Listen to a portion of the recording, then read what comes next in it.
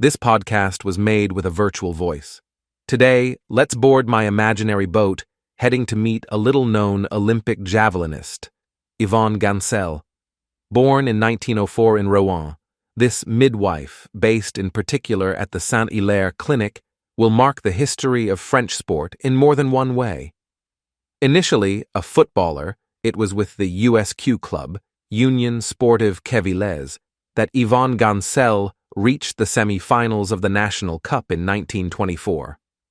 But it was mainly in the throwing event javelin that Yvonne will distinguish herself. In 1923 and 1924, she became French champion, but she did better than that, because a year before, in 1922, she finished second in the javelin throwing competition at the Women's World Games in Paris.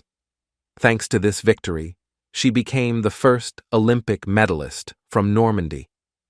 You will have noticed that I talked about the Women's World Games and not the Olympic Games.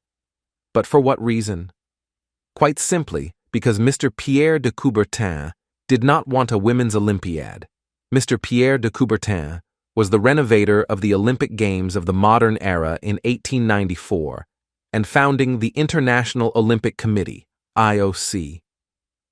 On 2 occasions, he refused to allow women to participate like men in the Olympic Games for reasons of aesthetic disgrace. That's when Alice Milliat, a multi-sport athlete, will launch the Women's World Games, the equivalent of the Olympics for women. 5 nations will participate, including France with around 30 athletes, including Yvonne Gancel. There you go, you now know the story of the first Norman woman to medal at the Olympic Games. For more podcasts, subscribe for other unusual stories.